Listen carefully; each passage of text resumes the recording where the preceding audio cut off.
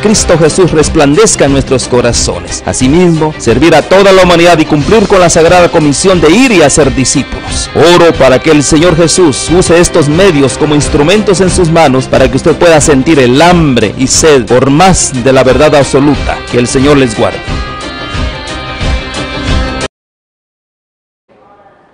Hola amigos, ¿cómo están? Queremos dar inicio a este programa Soportando la Sana Doctrina. Un tema que consideraremos muy importante como es el juicio, comienza el juicio, es el tema que vamos a estudiar a continuación. Amigos, es tan importante ver en la palabra de Dios cómo el Señor se expresa acerca de un juicio que Él quiere llevar a los seres humanos, que prueban que hay un juicio, aún más que el juicio ya está caminando. ¿Cómo es eso que está caminando? Porque el concepto que traemos es más o menos del Concilio de Nicea, cuando allí se expresa la creencia de los apóstoles, se formula también. Ya antiguamente estaba dicho, pero en ese tiempo se lo dice con más claridad, que vendría a juzgar a los vivos y a los muertos. Si Él viene a juzgar a los vivos y a los muertos, la pregunta es, ¿viene en un tiempo futuro para un juicio o ya comienza el juicio? Bien, esas cosas las queremos considerar a continuación. Abrimos pues la palabra de Dios en los mensajes tan importantes dados a la humanidad como es el primero, segundo y tercer mensaje de Apocalipsis capítulo 14. Desde el versículo 6 en adelante se observa claramente que hay un ángel que vuela por todo el planeta llevando el primer mensaje, esto es un mensaje del juicio. Leemos pues entonces Apocalipsis 14, 6. Vi volar por en medio del cielo a otro ángel que tenía el evangelio eterno para predicarlo a los moradores de la tierra, a toda nación, tribu, lengua y pueblo, diciendo a gran voz: temed a Dios y dadle gloria, porque la hora de su juicio ha llegado. Notemos la expresión, la hora del juicio ha llegado. Ha llegado ya en estos tiempos, es decir, mientras los seres humanos vivimos, en algún momento del tiempo, o llegará al final de los tiempos, luego de la segunda venida de Jesús. Esa es una pregunta importante. ¿Seguimos? Y adorad a aquel que hizo el cielo y la tierra y las fuentes de las aguas. Otro ángel le sigue diciendo: ha caído Babilonia, la gran ciudad, porque ha hecho beber a todas las naciones del vino del furor de su fornicación. Y finalmente el tercer mensaje, del versículo 9 al 12, dice así: y el tercer ángel los siguió diciendo a gran voz: si alguno adora a la bestia y a su imagen, y recibe la marca en su frente o en su mano, él también beberá del vino de la ira de Dios, que ha sido vaciado puro en el cáliz de su ira, y será atormentado con fuego y azufre delante de los santos ángeles y del Cordero. Y el humo de su tormento sube por los siglos de los siglos. Y no tienen reposo de día ni de noche los que adoran a la bestia y a su imagen, ni nadie que reciba la marca de su nombre. Aquí está la paciencia de los santos, los que guardan los mandamientos de Dios y la fe de Jesús. Bien amigos, nos vamos a quedar con el concepto del versículo 7. La hora de su juicio ha llegado. Vamos a mirar textos a continuación que muestran que Dios tiene un juicio.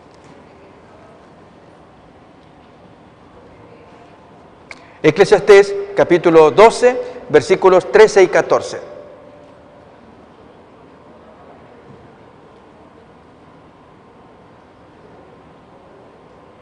El fin de todo el discurso oído es este: teme a Dios y guarda sus mandamientos, porque esto es el todo del hombre. Porque Dios traerá toda obra a juicio.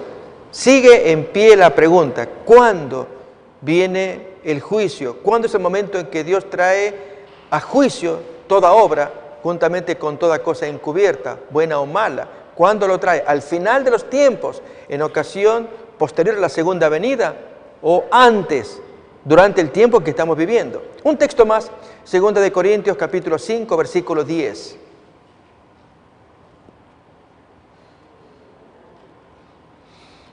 Porque es necesario que todos nosotros comparezcamos ante el tribunal de Cristo, para que cada uno reciba según lo que haya hecho mientras estaba en el cuerpo, sea bueno o sea malo.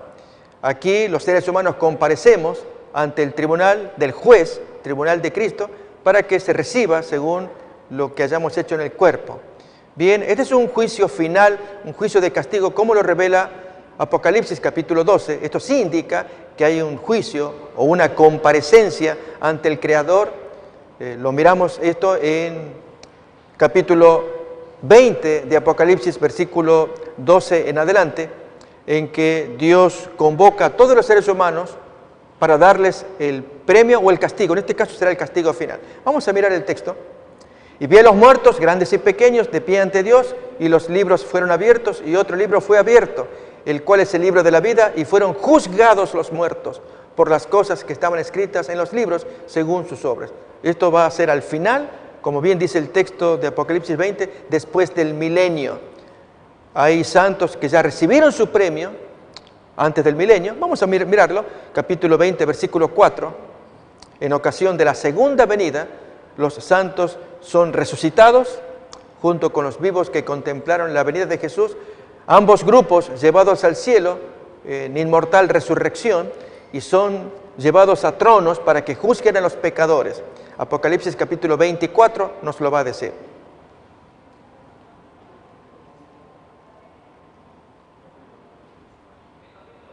Apocalipsis 24.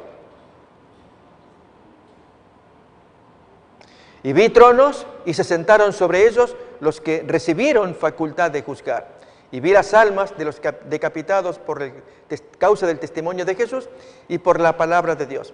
Los que no habían adorado a la bestia ni a su imagen y que no recibieron la marca en sus frentes ni en sus manos. Notemos que ellos obtienen la victoria, viven y reinan con Cristo 1000 años y al comienzo dice que se sentaron sobre ellos, o los tronos, los que recibieron facultad de juzgar, los santos que viven y reinan, que son sentados sobre tronos, ellos ahora juzgan. Por lo tanto, juzgarán a los pecadores del versículo 12. ¿Sí? Bien, estos son pequeños detalles que iremos examinando, pero sigue en pie la pregunta, ¿cuándo comienza el juicio? Bien, para ello iremos a una profecía, la de Daniel capítulo 7. Yo les invito, amigos, que miremos este texto. Si bien es profético, vamos a quedarnos con lo esencial para avanzar al concepto de cuándo comienza ese juicio.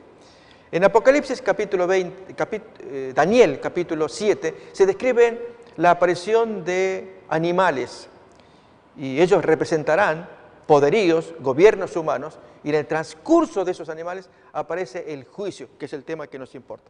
Vamos entonces a mirar los textos de Daniel capítulo 7, desde el versículo 1 en adelante. Bien, acordémonos que nuestro interés es averiguar cuándo comienza el juicio. Esta profecía nos lo va a ayudar. En el primer año de Belsasar, rey de Babilonia, tuvo Daniel un sueño y visiones de su cabeza mientras estaba en su lecho. Luego escribió el sueño y relató lo principal del asunto.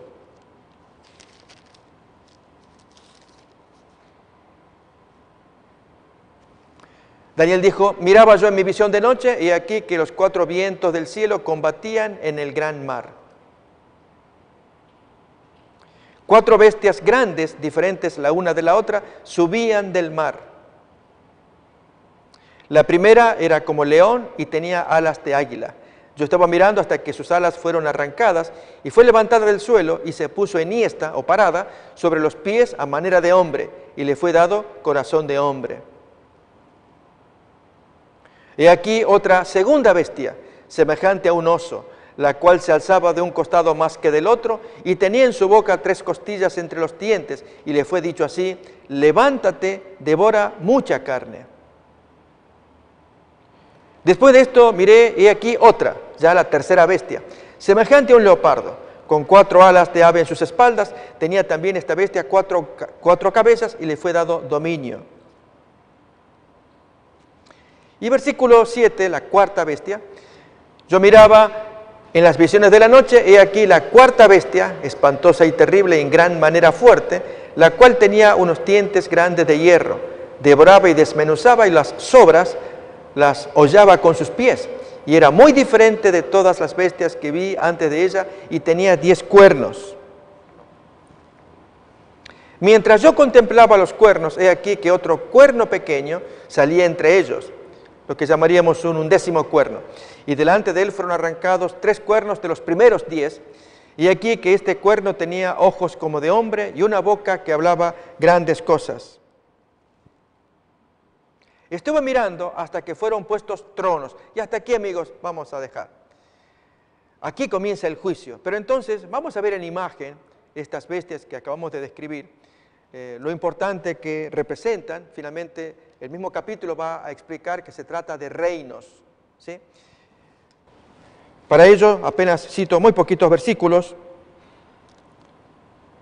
Miramos versículo 17, solamente como ejemplo, mientras vamos a ver las imágenes de las bestias para tener idea de lo que Daniel miró en visión. El versículo 17 nos dice: estas 4 grandes bestias son 4 reyes que se levantarán en la tierra. Acordémonos de esa expresión. Si alguien dice reyes, pues serán gobernantes, un individuo en particular. En verdad, habla de reinos, como lo muestra el versículo 23, al describir con detalle el cuarto animal. Dijo así: la cuarta bestia será un cuarto reino. Así que notemos que se usa indistintamente la palabra rey como reino. Por lo tanto, cada una de las bestias representarán reinos. Los reinos, ahí tenemos los animales, representan desde Daniel capítulo 2, ahora estamos mirando Daniel capítulo 7, se verá en algún momento capítulo 8 también, representan los sucesivos reinos que Nabucodonosor oyó en la explicación que Daniel le diera de la visión de la estatua en el capítulo 2. Esto es, el león alado, que luego se pone con sus patas parado como hombre, representará el primer reino, Babilonia, y especialmente el león parado con corazón de hombre representará a su primer rey, Nabucodonosor. El segundo imperio, el que le continúa, el texto nos decía, es el oso con 3 costillas allí en su boca y que como que rengueaba al caminar. De un lado era más alto que el otro y se le dijo: devora mucha carne. Bien, este oso representa el siguiente imperio que sucedió a Babilonia, cuando Ciro el persa tomó Babilonia en el año 539. Y las 3 costillas representarán los reinos que Persia tomó con poder, y esto es Lidia, Egipto y aún Babilonia, en ese orden. Tenemos las 3 costillas, 3 reinos que Ciro, su reino persa, pudo tomar con autoridad. A continuación le sigue un tercer reino. Estamos hablando de leopardo con 4 alas, tiene 4 cabezas. Bien, representa el siguiente imperio luego del persa. Hablamos del imperio griego, el de Alejandro Magno. Las 4 cabezas representan los 4 generales que sucedieron al poco tiempo de haber gobernado Alejandro Magno. Él murió prematuramente, apenas tenía 30 años cuando era dueño del mundo de aquel tiempo, desde la Grecia hasta los límites con la India.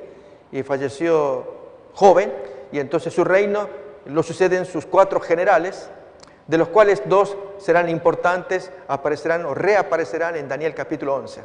Nos estamos refiriendo entonces a Casandro y Lisímaco, esos nombres los podemos olvidar, no así Seleuco y Ptolomeo. Son los otros 2 generales que reaparecerán en Daniel 11.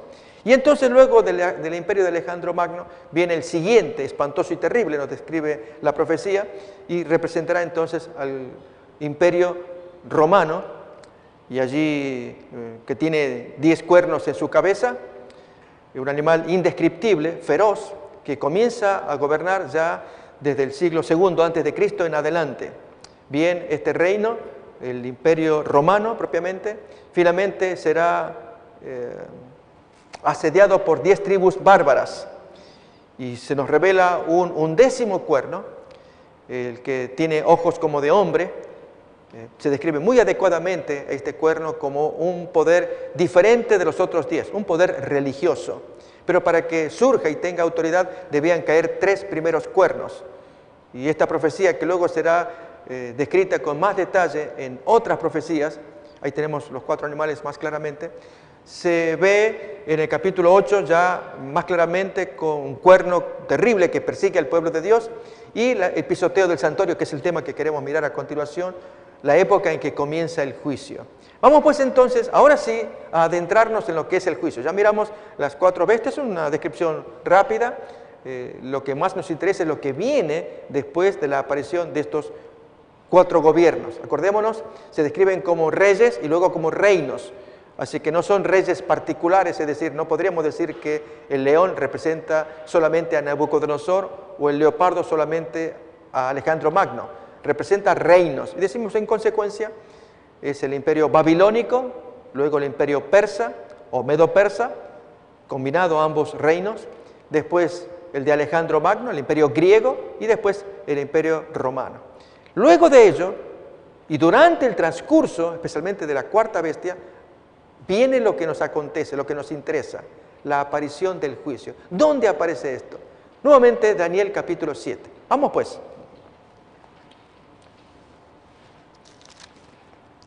Desde el versículo 9, miremos. Y estuve mirando hasta que fueron puestos tronos, y se sentó un anciano de días, cuyo vestido era blanco como la nieve, y el pelo de su cabeza como lana limpia. Su trono llama de fuego, y las ruedas del mismo fuego ardiente. Un río de fuego procedía y salía de delante de él. Millares de millares le servían, y millones de millones asistían delante de él. El juez se sentó, y los libros fueron abiertos, y otra traducción también dice, y el tribunal se sentó, comenzó a proceder. Así que los libros o tribunal, en este caso, serían sinónimos. Comienza un proceso de juicio. Esto es lo que más importante tenemos en la versión de la Biblia de las Américas. El tribunal se sienta y se abren los libros. Bien, ¿qué ocurre a continuación? Miremos la aparición de un hijo de hombre llevado en las nubes. ¿Llevado a dónde? Amigos, esta es la parte más importante. Recuerden, estamos estudiando una profecía para revelar cuándo comienza el juicio. El juicio es posterior a la segunda venida. Hay textos que hablan de ello. Vamos a repasarlos otra vez. Apocalipsis 20, versículos 4 y 12. Efectivamente, hay un juicio. Los santos se sientan sobre tronos, se les da la facultad de juzgar y viven 1000 años con Cristo durante el milenio, juzgando ¿a quiénes? A los que en el versículo 12 se revelará como los muertos que resucitan para recibir el castigo. Por lo tanto, hay un juicio posterior a la segunda venida que se aplica solamente a los malos. A los buenos ya se los premió en el versículo 4. Ellos resucitaron para recibir la facultad de juzgar y juzgar a los pecadores. Por lo tanto, el juicio, el premio para ellos, para los santos, ya vino de antes. Eso es un importante concepto. Leamos otra vez, vamos a leer capítulo 20 de Apocalipsis, versículo 1 en adelante. Vi un ángel que descendía del cielo, con la llave del abismo y una gran cadena en la mano. Esto es en el contexto de la segunda venida, como cuenta el versículo anterior, 19 al final, el descenso del jinete con caballo blanco que castiga a los pecadores, ahí tenemos, y los demás fueron muertos con la espada que salía de la boca del que montaba el caballo, y todas las aves se sacieron de las carnes de ellos, describiendo el fin del mundo en la segunda venida de Cristo. A continuación, hay un ángel poderoso que toma preso al dragón y lo echa por 1000 años en un abismo, describiendo entonces que de la segunda venida hay 1000 años para juzgar a los pecadores. Leemos ahí. Vi un ángel que descendía del cielo con la llave del abismo y una gran cadena en la mano, y prendió al dragón, la serpiente antigua, que es el diablo y Satanás, y lo ató por 1000 años. Y lo arrojó al abismo y lo encerró y puso sus sellos sobre él para que no engañase más a las naciones hasta que fuesen cumplidos 1000 años. Después de esto debe ser desatado por un poco de tiempo. Y ahí está la parte que durante los 1000 años, fijémonos que al final del versículo 4 se menciona que santos viven y reinan con Cristo 1000 años. Esos santos fueron resucitados en ocasión de la segunda venida de Cristo, segunda venida que da inicio al milenio. Leemos al comienzo, vi tronos, se entiende tronos de juicio, y se sentaron sobre ellos los que recibieron facultad de juzgar. Ahí hay un juicio al final o después de la segunda venida durante el milenio. Y vi las almas de los decapitados por causa del testimonio de Jesús, por la palabra de Dios, los que no habían adorado a la bestia ni a su imagen. Acordémonos que hemos leído el mensaje del tercer ángel, la tremenda advertencia que Dios da antes de la segunda venida, que nadie se atreva a adorar la bestia o a su imagen, o permita que la marca sea puesto, el 666, en la frente o en la mano, porque bebería de la ira de Dios. Ahí tenemos el texto, muy importante este detalle. Esto ocurre antes de la segunda venida de Jesús. Si alguno adora a la bestia y a su imagen, y recibe la marca en su frente o mano, él también beberá del vino de la ira de Dios, que ha sido vaciado puro en el cáliz de su ira, y será atormentado con fuego y azufre delante de los santos ángeles del Cordero. Está hablando de la segunda venida y el fuego del fin del mundo. Serán destruidos absolutamente los tales pecadores que se dieron ante la bestia, su marca y sus 666. Y dice más: y el humo de su tormento sube por los siglos de los siglos, y no tienen reposo de día ni de noche los que adoran a la bestia y a su imagen, ni nadie que reciba la marca de su nombre. Notemos que la descripción del castigo es terrible en tiempos anteriores a la segunda venida de Cristo. Esto es muy importante, amigos. Antes de la segunda venida se da un mensaje universal de advertencia contra los que se animan a acercarse a la bestia. Producida la segunda venida, los santos resucitan. Ahora vamos a mirar textos en Tesalonicenses. Resucitan y son llevados con Cristo 1000 años victoriosos. Vencieron a la bestia. Leemos el texto 24 de Apocalipsis. Y reinan con Cristo 1000 años, juzgando al resto de la gente que se perdió. Leemos otra vez 24. Vi tronos y se sentaron sobre ellos los que recibieron facultad de juzgar. Se habla claramente de juicio allí. ¿Y quiénes se sientan en los tronos? Las almas de los decapitados por causa del testimonio de Jesús y por la palabra de Dios, los que no habían adorado a la bestia ni a su imagen, vencieron durante el tiempo anterior a la segunda venida de Jesús, y que no recibieron la marca en sus frentes ni en sus manos, y vivieron y reinaron con Cristo 1000 años, al cabo de los cuales, versículo 12, aparece entonces el gran Dios en su trono blanco y reúne a todos los pecadores para que reciban su castigo. Y vi a los muertos, grandes y pequeños, de pie ante Dios, y los libros fueron abiertos, y otro libro fue abierto, el cual es el libro de la vida, y fueron juzgados los muertos por las cosas que estaban escritas en los libros según sus obras, juzgados durante 1000 años por los santos que habían obtenido victoria sobre la bestia. Vamos a ver a continuación, Primera de Tesalonicenses, capítulo 4, ver allí cómo obtienen victoria en ocasión de la segunda venida los santos que son resucitados y el otro grupo que enfrentó a la bestia y son transformados, y ambos llevados con Cristo para que reinen con Él 1000 años. Y entonces juzguen a los pecadores y reciban su castigo. Bien, leemos el texto ahora, Primera de Tesalonicenses 4:13 en adelante, para ver el siguiente punto. Todo lo que estamos escuchando es probar que hay un juicio posterior a la segunda venida de castigo a todos los pecadores. Pero hay un juicio anterior de premio a los santos. Ese es el que importa. Si advertimos, aquí estamos hablando de fases de juicio. Hay una fase, vamos a llamar 3 fases. La primera, que es el inicio del juicio, en algún momento del tiempo anterior a la segunda venida, en que Jesús va a dar el premio a la gente que venció antes de la segunda venida. Venció a la bestia, la marca, el 666, la imagen de la bestia. Ahí estamos siendo invitados todos. Todos estamos siendo llamados a ser victoriosos. Esa es la primera fase del juicio, que es la que queremos mirar. La segunda fase es la del milenio. 1000 años en que los victoriosos juzgan a los pecadores. Y la tercera fase es al cabo del milenio, cuando Dios ahora enfrenta a toda esa gente pecadora, ya con los libros, para darles el final castigo, la destrucción.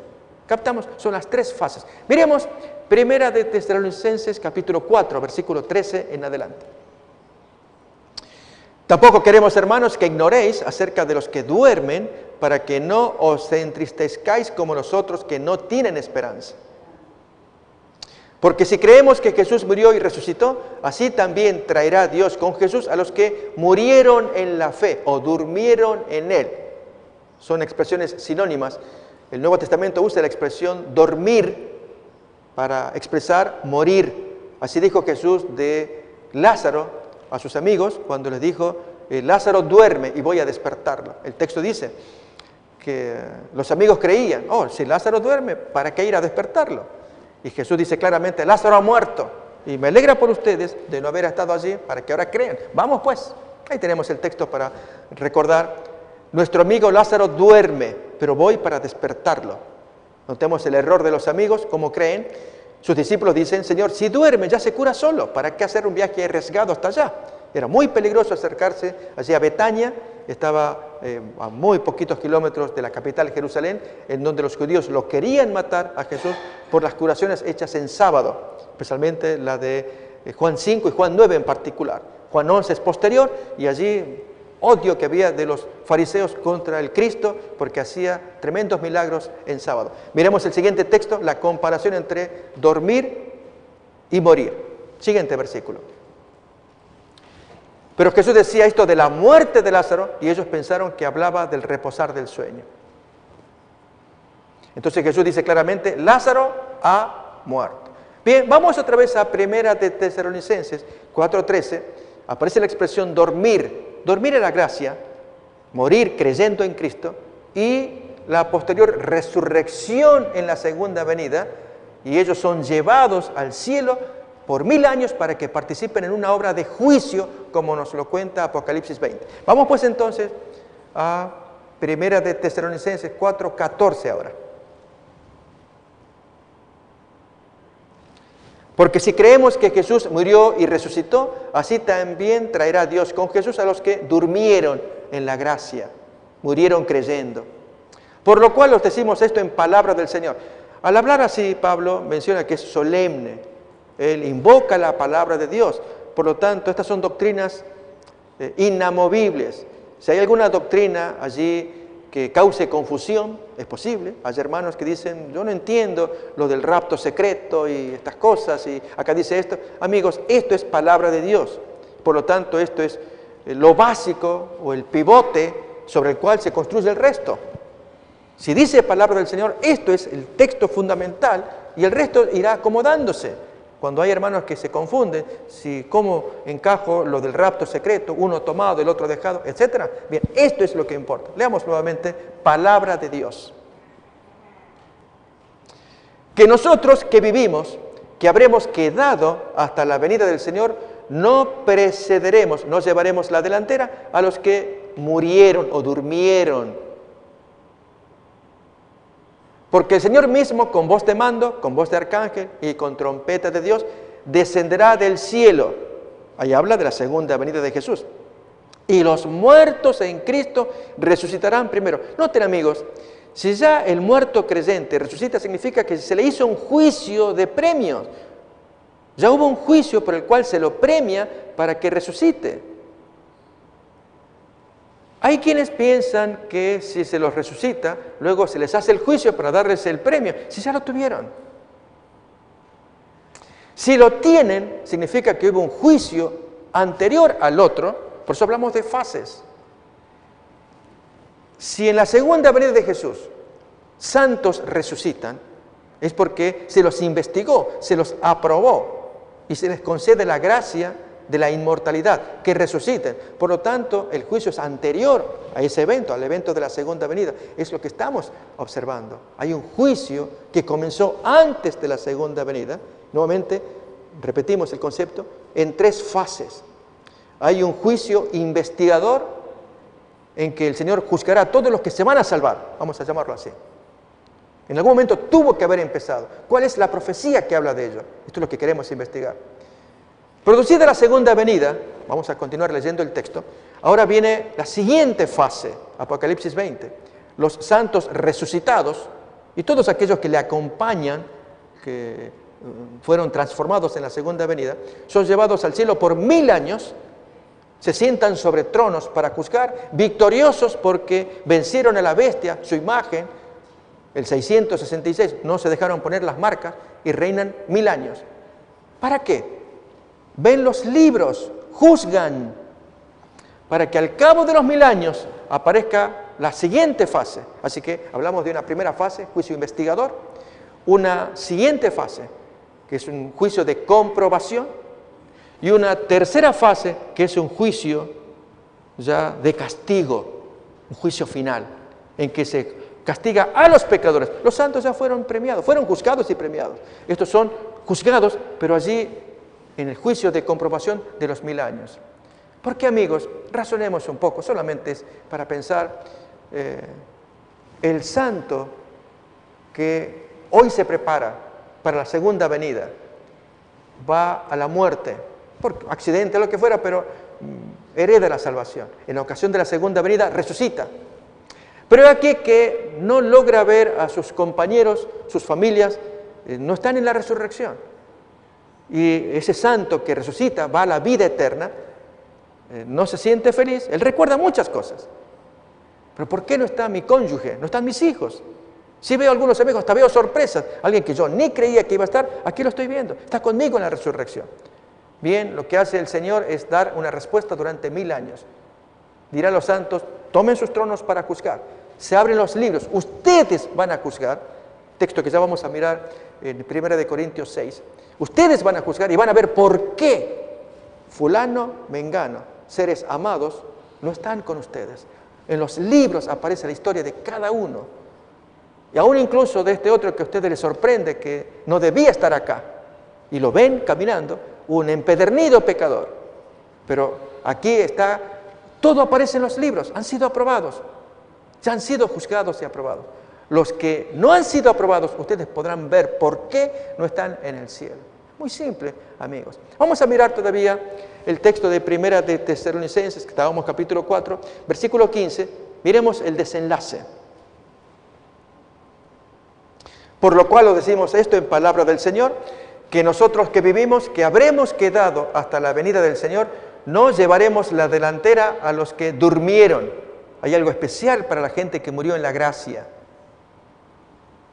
Porque el Señor mismo, con voz de mando, con voz de arcángel y con trompeta de Dios, descenderá del cielo y los muertos en Cristo resucitarán primero. Ellos serán los primeros. Luego nosotros, los que vivimos, los que hayamos quedado sin ver muerte en ocasión de la segunda venida, seremos arrebatados juntamente con ellos en las nubes para recibir al Señor en el aire. Se entiende, lógicamente, con cuerpos inmortales, ambos grupos. Los recién resucitados y los otros recién transformados en vida, nunca vieron muerte, y así estaremos siempre con el Señor. Y la palabra final del versículo 18 es que cobremos aliento. Por lo tanto, alentaos unos a otros con estas palabras. Miremos más, amigos, en 1 Corintios capítulo 6. Allí se dice que los santos juzgarán al mundo, aún a los demonios. ¿Cuándo?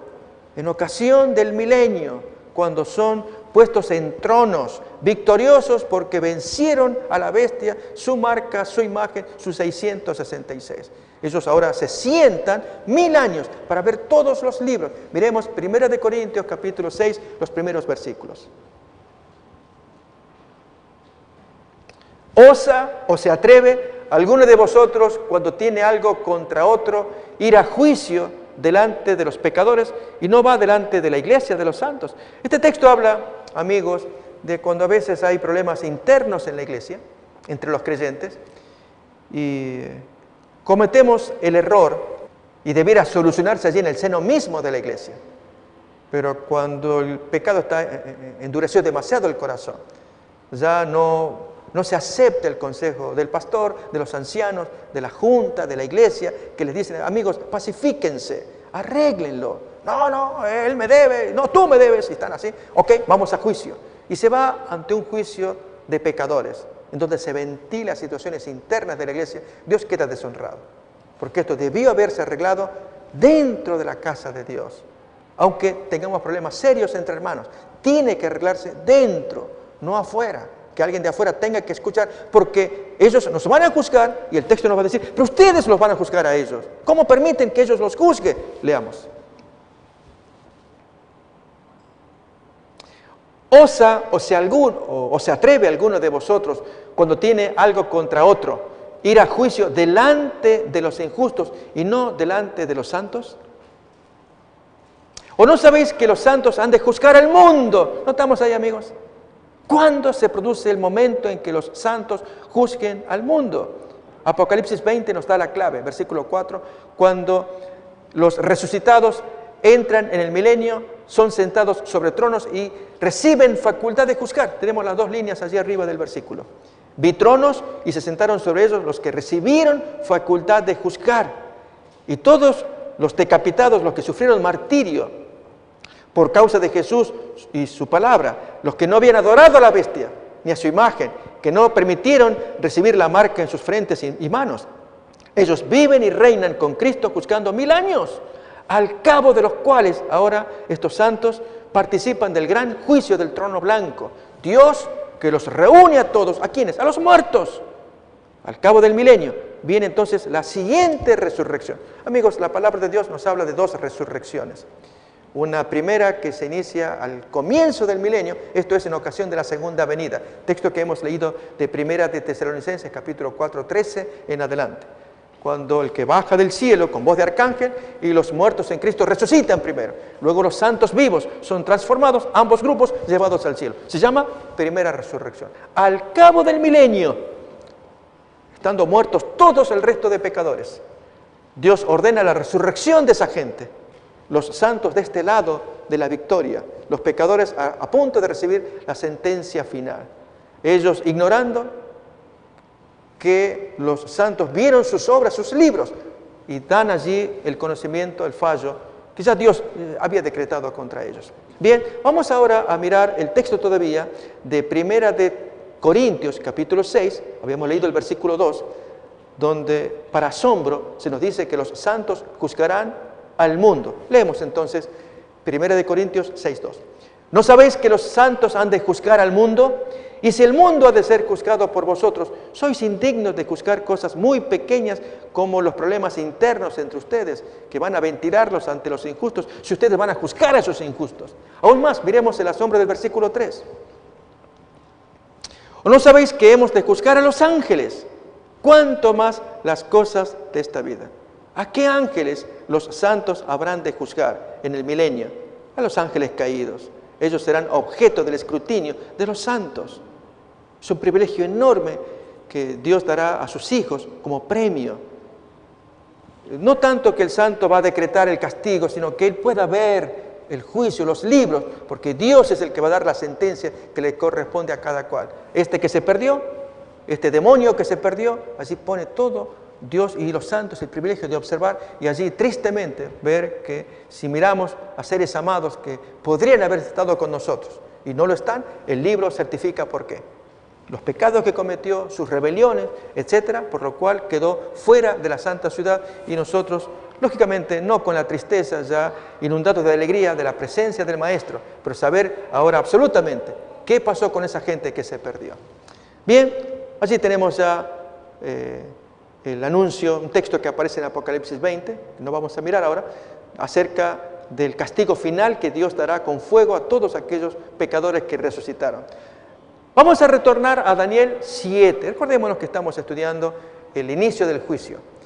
El juicio comienza antes de la segunda venida, como se observa en esta profecía. Daniel 7. Vamos otra vez. Leemos versículo 11 en adelante, 7:11 de Daniel. Yo miraba entonces a causa del sonido de las grandes palabras que hablaba el cuerno. Así que el juicio comienza en tiempos del cuerno. El cuerno está actuando. Miraba hasta que mataron a la bestia y su cuerpo fue destrozado y entregado para ser quemado en el fuego.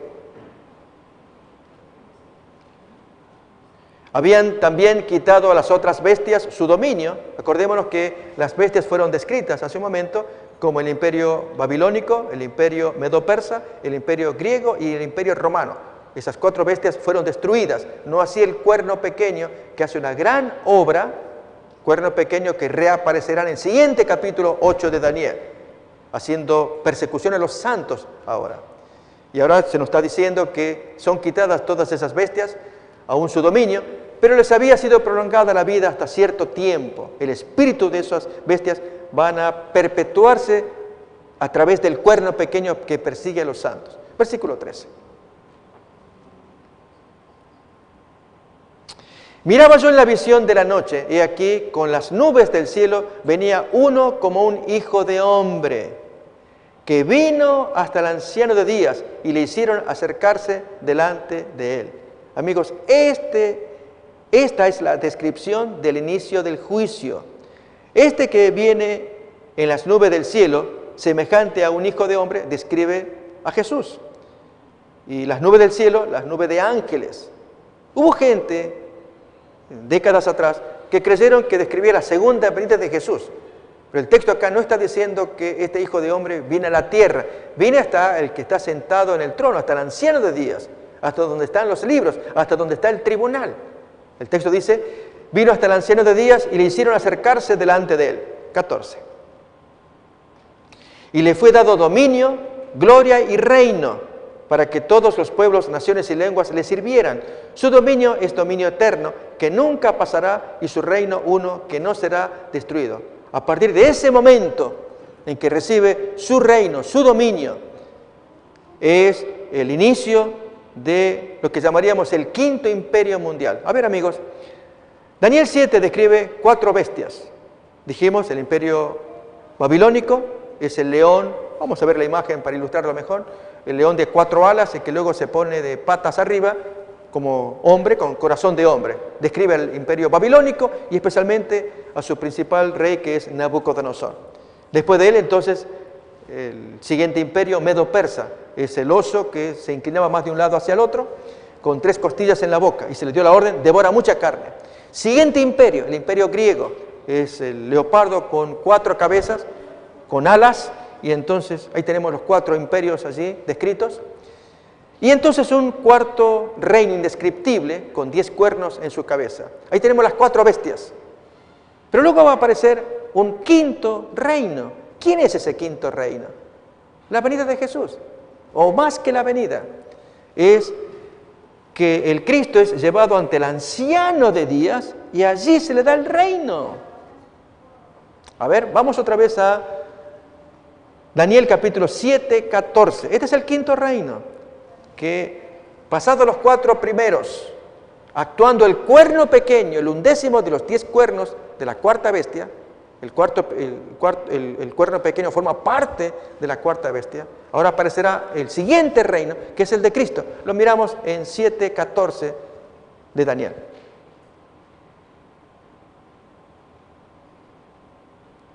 Y le fue dado dominio, gloria y reino, para que todos los pueblos, naciones y lenguas le sirvieran. Su dominio es dominio eterno, que nunca pasará, y su reino uno que no será destruido. 15.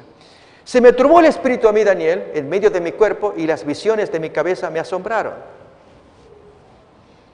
Me acerqué a uno de los que asistían y le pregunté la verdad acerca de todo esto, y me habló, y me hizo conocer la interpretación de las cosas. Y entonces comienza la explicación de qué significan los 4 animales combatiendo en el gran mar. Estas 4 grandes bestias son 4 reyes. Leíamos en el versículo 23, también reinos, que se levantarán en la tierra. Después, ahí notemos, amigos, después de los 4, recibirán el reino los santos del Altísimo y poseerán el reino hasta el siglo eternamente y para siempre. Ese quinto reino, que es de Cristo, ahora Jesús se lo da a sus santos. La pregunta es, ¿esto ocurre en ocasión de la segunda venida? Ese es el gran tema de discusión en Daniel 7. Bien, seguimos leyendo. Recordemos que hay un quinto reino, el de Jesús, que luego se lo da a los santos. Entonces tuve deseo de saber la verdad acerca de la cuarta bestia, que era tan diferente de todas las otras, espantosa en gran manera, que tenía dientes de hierro y uñas de bronce, que devoraba y desmenuzaba, y las sobras hollaba con sus pies. Asimismo, acerca de los 10 cuernos que tenía en su cabeza. Notemos que los versículos van a enfocarse en la cuarta bestia y lo que la compone, que son los 10 cuernos y el 11º, y 3 que cayeron también. Cuando dice, asimismo de los 10 cuernos que tenía en su cabeza, y del otro que le había salido, el 11º, delante del cual habían caído 3 primeros. Y este mismo cuerno tenía ojos y boca que hablaba grandes cosas y parecía más grande que sus compañeros. Y veía yo que este cuerno hacía guerra contra los santos y los vencía. Hasta que vino el anciano de días y se dio el juicio, otra vez, amigos. Fíjense cómo se compara el reino de Dios que recibe el Hijo del Hombre, que se lo da a los santos, Ahora se les llama juicio a los santos del Altísimo y llegó el tiempo y los santos reciben el reino. Ahora sí podemos hablar de la segunda venida, pasado el tiempo, venido el tiempo. Hay un juicio que le precede y luego entonces la adquisición del reino en la segunda venida. Este texto es muy importante, amigos, vamos a leerlo otra vez.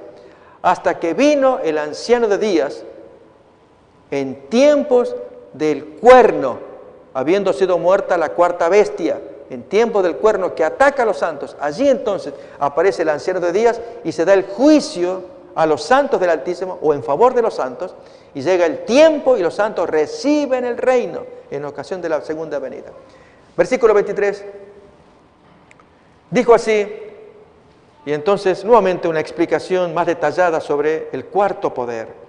La cuarta bestia será un cuarto reino en la tierra, el cual será diferente de todos los otros reinos, y a toda la tierra devorará, trillará y despedazará. Los 10 cuernos significan que de aquel reino se levantarán 10 reyes, y tras ellos se levantará otro, el 11º, el cual será diferente. ¿Por qué? Porque tiene características religiosas, no políticas como los 10 primeros. Y a 3 reyes tiene que derribar para que surja este 11º poder, y esto históricamente ocurrió cuando en el año 538, el tercer reino ostrogodo, ya habían caído 2 anteriores, el tercero es el que importa, en el 538 cayó y entonces este 11º cuerno comienza a gobernar. La profecía en Apocalipsis nos dirá que gobernará por 3 tiempos y medio. Aquí también lo va a decir a continuación en el siguiente versículo. Escuchemos. Y hablará palabras contra el Altísimo, este 11º cuerno, y a los santos del Altísimo quebrantará y pensará aún en cambiar los tiempos y la ley. Y serán entregados en su mano hasta tiempo, tiempos y medio tiempo. Esto es 3 tiempos y medio. Si al concepto de tiempo en profecía se le hace la equivalencia de año, son 3 años y medio proféticos, lo que lleva a 42 meses o 1260 días años. Desde el 538 que cayó el tercer cuerno arriano, entonces allí nos es fácil ver los tiempos en que actúa este cuerno 11º con terrible consecuencia persiguiendo al pueblo de Dios. No obstante, amigos, aquí tenemos una breve imagen que miraremos con más detalle en otra ocasión. Lo que importa es mirar un desarrollo bíblico acerca del inicio del juicio. Miramos otra vez la imagen, vamos a verla. 1260 días, años, o 3 tiempos y medio, o 42 meses, las 3 expresiones son sinónimas. Comienza en el 538 cuando cayó el tercer cuerno arriano. La orden de autoridad se había dado 5 años atrás, en el 533. Pero este poder, el cuerno pequeño, no podía ejercerlo porque había un poder enemigo que se le oponía, que no le reconocía su poder terrenal, ya que los arrianos se caracterizaban por negar la deidad de Cristo. Y este cuerno pequeño necesitaba que se le crea que había recibido las llaves directamente del Hijo de Dios.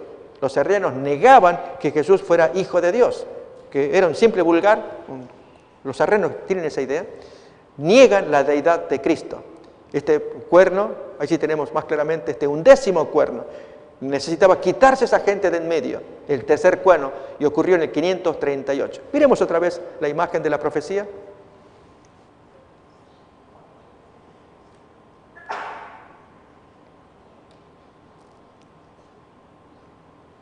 Los 1260 días, años. 538, soberanía papal en Europa. Es el tiempo de las persecuciones medievales y que concluyen en 1798. Los 42 meses que también son citados en Apocalipsis capítulo 13, multiplicado por 30 días, que es el mes, son 1260 días, años. Aún tiempos, tenemos un tiempo, tiempos, que son 2, y el medio tiempo, que es la mitad, serían 3 tiempos y medio, lo cual suma, miramos así los números, otra vez 1260 días, años. Los 3 periodos, 1260 días, años, 42 meses, o 3 tiempos y medio, o 3 años y medio, son sinónimos.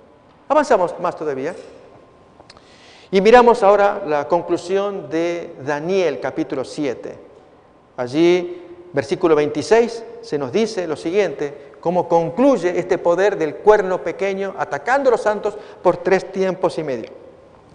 Pero se sentará el juez y le quitarán su dominio para que sea destruido y arruinado hasta el fin. Y el reino y el dominio y la majestad de los reinos debajo de todo el cielo sea dado al pueblo de los santos del Altísimo. ¿Cuándo es dado esto? En ocasión de la segunda venida, cuyo reino es reino eterno y todos los dominios le servirán y obedecerán. Amigos, hasta acá miramos rápidamente Daniel 7, pero todavía no podemos ver cuándo comienza el juicio hasta que miramos el capítulo 8. A continuación miraremos rápidamente el capítulo 8 y quedarnos con un versículo sumamente importante. Y es, capítulo 8, por la premura del tiempo, describiremos someramente. Describe la pelea de 2 animales. De aquellos 4 que teníamos en el capítulo 7, ahora el Señor separa 2 de ellos. Y es el segundo y el tercero. De estos 4 primeros, dijimos, imperio babilónico, medo-persa, Grecia y Roma, tomará los del centro, los del medio. Esto es el imperio persa con el griego, en el símbolo de un carnero y un macho cabrío que pelean intensamente, los tenemos en la imagen. Esto es Daniel 8. Allí hay una pelea muy feroz entre ambos animales y prevalece el macho cabrío que representa el imperio griego y el cuerno primero que da muy fuerte contra la bestia que miramos ahí, el carnero, que representará el imperio anterior, medo-persa. Bien, en esa descripción, allí gana victoria el macho cabrío y el cuerno primero es quebrado, representando a Alejandro Magno. Y entonces 4 cuernos surgen de su cabeza, representa los 4 generales que le sucedieron a Alejandro Magno. Pero el texto nos va a decir que en uno de los puntos cardinales aparece ese cuerno. De uno de los puntos cardinales. Y entonces allí ese 11º cuerno del capítulo 7 ahora figura en el capítulo 8 simplemente como cuerno. Y ataca, prevalece, a tal punto que comete barbaridades. Vamos a leer a continuación Daniel 8, versículos 11 en adelante, y en el 14 aparecerá la clave, y con ello ya casi estaremos concluyendo la exposición. Daniel 8, 11 en adelante. Aún se engrandeció este cuerno pequeño que surgió de los puntos cardinales del macho cabrío, se engrandeció contra el príncipe de los ejércitos, ataca a Cristo en el cielo, y de él, recordemos, esta es la traducción correcta, ya lo examinamos tiempo atrás, pero es bueno recordarla, de él, del príncipe, le fue quitado el continuo. La palabra sacrificio no aparece en el hebreo original. Algo del príncipe se le quitó, algo que le pertenecía, que era la continua intercesión del Cristo, se le quitó. Lo tenemos allí en versión en inglés, el continual tenemos allí, y entre corchetes, el sacrificio quemado, eso no está en el griego original.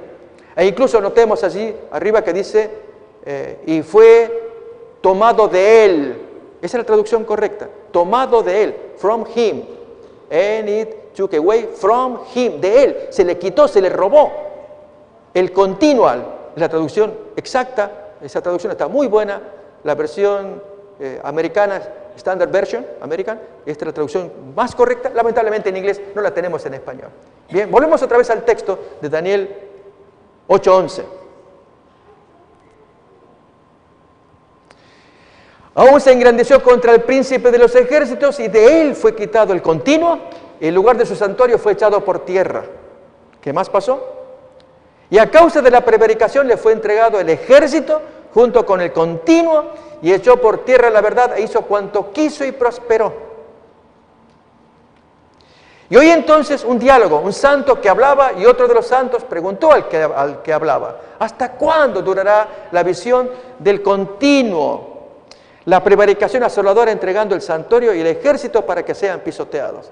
Y aquí, amigos, la gran respuesta es cuando comienza el juicio. Se recupera el poder en el cielo, el reino del Cristo, aparece en el siguiente versículo, Daniel 8:14. Y él dijo, hasta 2300 tardes y mañanas. Luego el santuario será, la mejor traducción es reivindicado.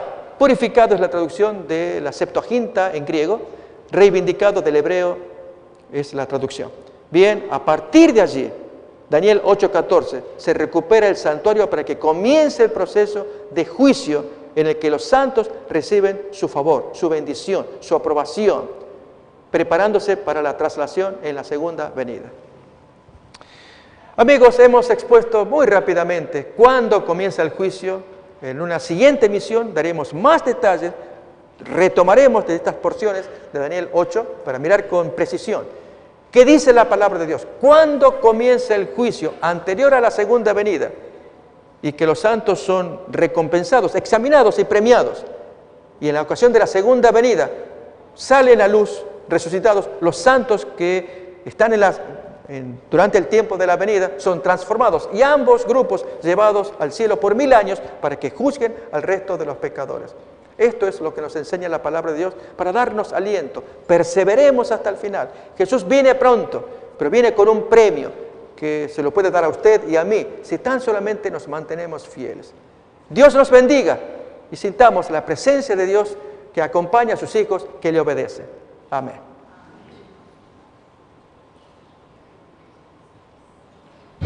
Una comisión sagrada nos ha sido confiada. Por tanto, id y doctrinad a todos. Antes de ascender al cielo les dijo que debían ser los ejecutores del testamento por el cual Él legaba al mundo los tesoros de la vida eterna. La iglesia es la familia de Dios en la tierra y debemos entender los tiempos en que vivimos.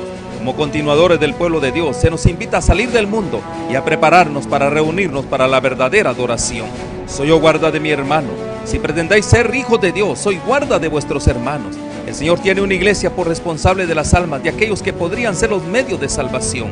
Somos peregrinos, rechazando los caminos de los impíos, viviendo conforme a las normas de Dios, consagrados a sus caminos y dando testimonio del Evangelio de Cristo para que otros puedan ser salvos. Si retenéis vuestra luz, alguien deberá ser dejado en las tinieblas a causa de vuestro descuido. Irá andando y llorando el que lleva la preciosa semilla, mas volverá a venir con regocijo, trayendo sus gavillas. Oro para que el Señor Jesús use estos medios como instrumentos en sus manos, para que usted pueda sentir hambre y sed por más de su verdad absoluta. Dios les cuide.